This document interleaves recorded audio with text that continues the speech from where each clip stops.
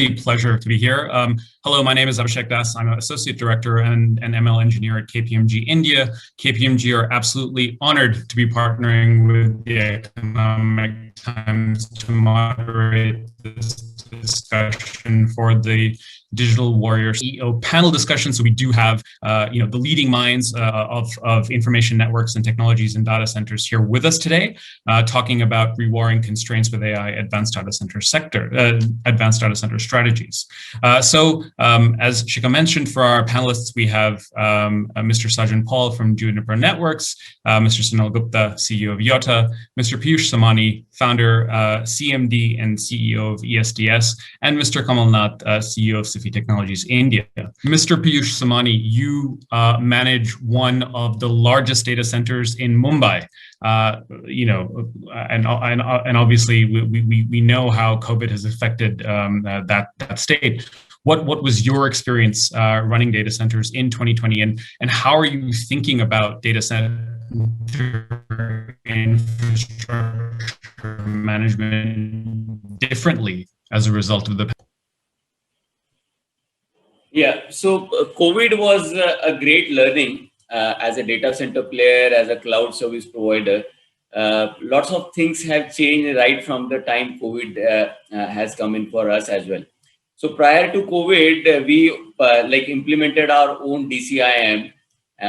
So Enlight 360 is a complete data center infrastructure management suite, and we take care of our entire cloud orchestration as well as our DCIM in the Enlight 360 software itself.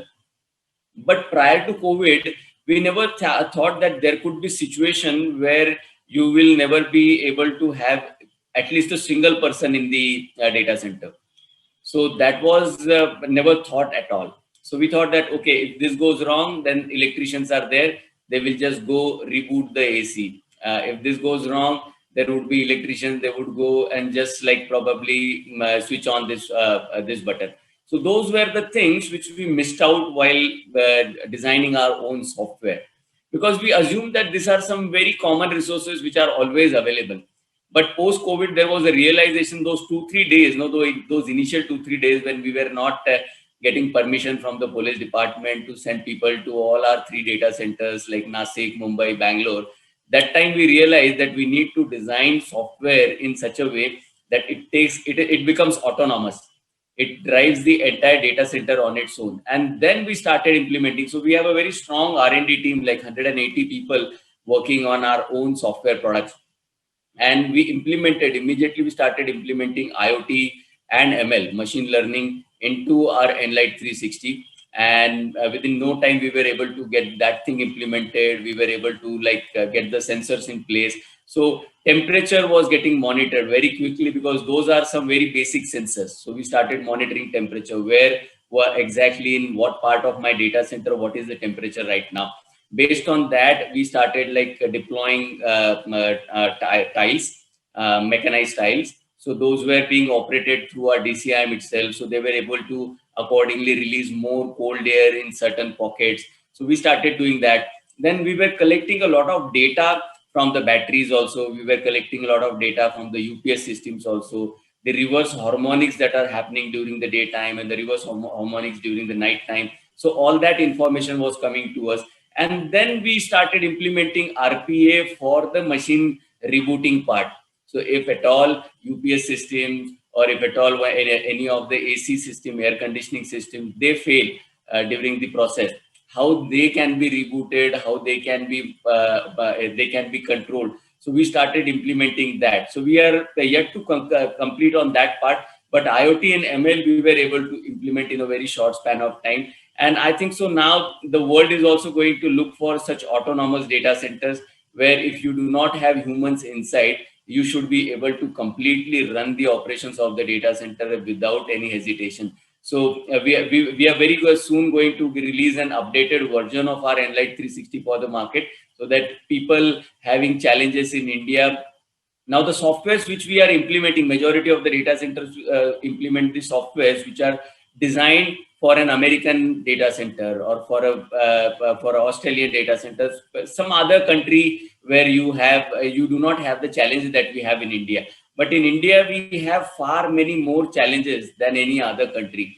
And we've designed a product to run for our country. And we are pretty sure now, moving forward, all the data centers that are going to come up in India, our own data centers also, and those other enterprise data centers or other on-premise data center, Enlight 360 will play a very, very crucial role over there. Fantastic. Necessity really is the mother of all invention, and it seems as though your organization has tackled that head on. I'm loving the themes that I'm hearing today from all of you gentlemen about autonomous data center management, about using AI and ML to basically run not only the day-to-day operations processes, but also to augment the workforce processes that happen there. So that's really, really interesting. I think it's a really, really great start to it. Piyush Somani, coming to you, sir. What are your thoughts? Which one do you reckon will be more important? And do you think that hyperscaling is that now a slightly less interesting paradigm, given the discussion that's come out today, where a lot of people have tried to focus on edge data centers? Is hyperscaling just something that's going to be driven by cloud vendors and the FANGs of the world, or are there going to be room for hyperscaling enterprise data centers? So if we do a breakdown of the entire opportunity, now, as we know that the digital transformation is the next big thing that is going to happen over the next 5 years, 10 years.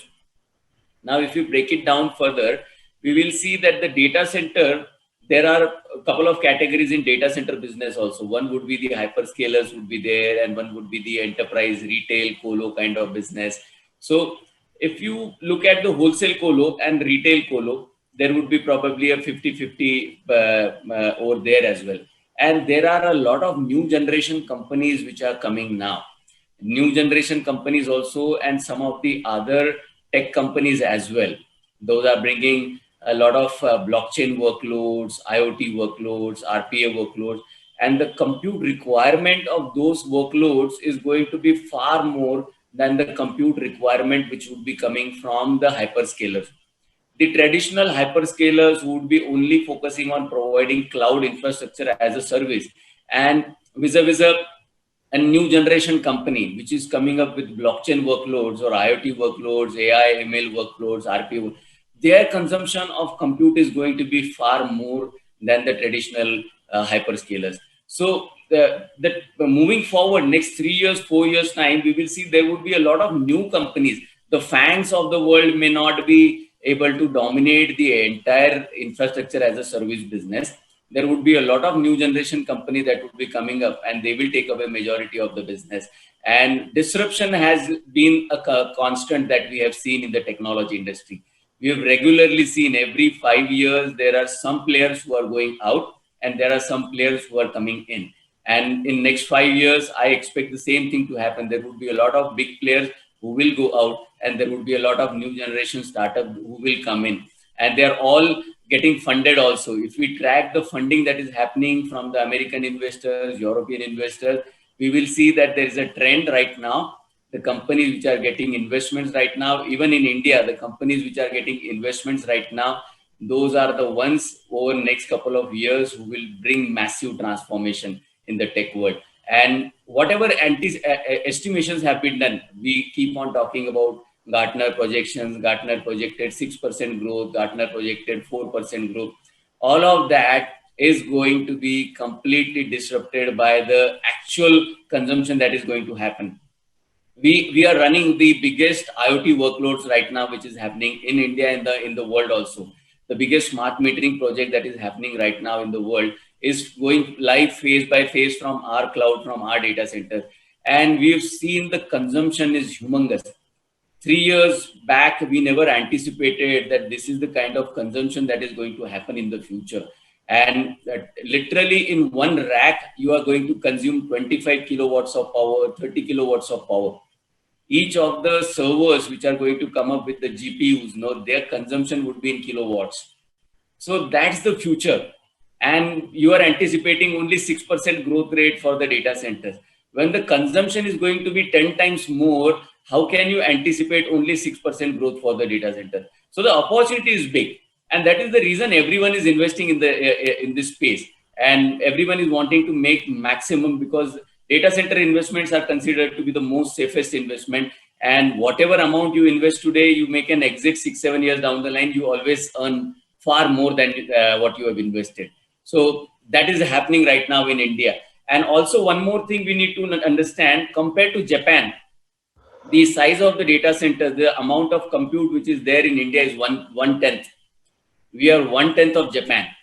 So once if we want to get closer to Japan's economy, Japan's GDP, we have to have 10 times more compute power, 10 times more data centers in India. So imagine what's the future for our country 5 years, 6 years down the line. That's great. Okay, so we'll take those Gartner estimates with a pinch of salt in that case. I love it. Okay, so a lot of anticipation for a lot of increased growth in this space.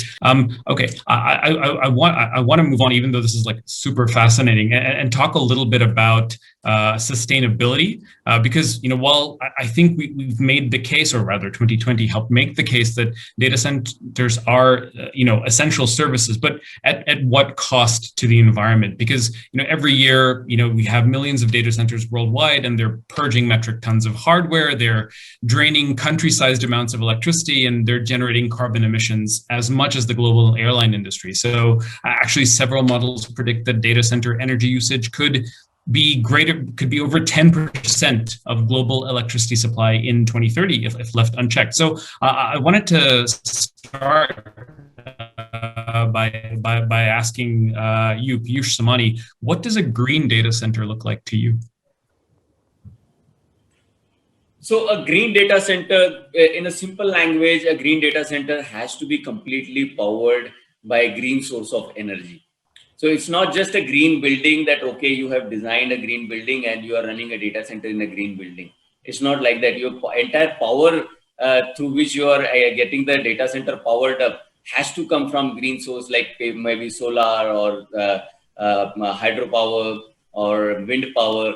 And we are working in that direction now, because we understand that today the entire country is consuming 190 gigawatts of power. As on date, now we are sitting in the month of March, our power consumption at this point of time is 190 gigawatt. This is the country's power consumption. And by 2030, the country, just data centers in India are going to consume more than 100 gigawatts of power. So that is completely unsustainable. But if it is unsustainable, can we also live without the data centers? We cannot. We will have to go on centralized data center business model. So the country needs to think now, all the data center companies who are there in the space right now, they need to think now that how are we going to sustain this business model in the future? And you have to focus on making your data center completely green. Couple of things are not economically feasible at this point of time, because solar is only available during the daytime. In nighttime, you do not have solar power, and you cannot just do some battery backup and run on those at this point of time. And then we are talking to like National Hydro Power Corporation also, so that we can actually tap some of the hydropower also. We are talking to the companies who are into wind power.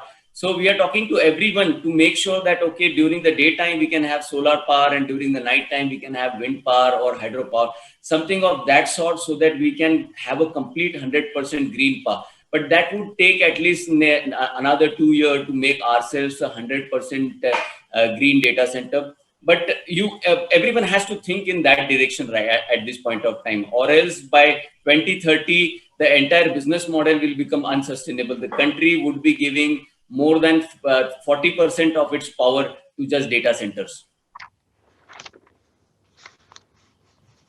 Very strong words indeed. I loved your definition of saying that it has to rely on renewable energies. It can't just be a net carbon neutral kind of solution. That's really great. Thank you very much. I just wanted to say it's incredibly inspiring to hear all of you talk about the sort of sustainability aspect of data centers. And it's clear that a lot of good thinking has gone into this. So it's not just about growth for growth's sake, but it's also about growth and conservation of the environment. Look, that's it. Those were all of my sort of questions. I really wanted to thank all of you for your time today. I really appreciate that. And look, it's been a fantastic discussion from my perspective. Apologies for the internet connectivity. I'm not sure whose data center was to blame there, but hopefully, it's something that we can get resolved without too much hassle. Shika, thank you. Over to you.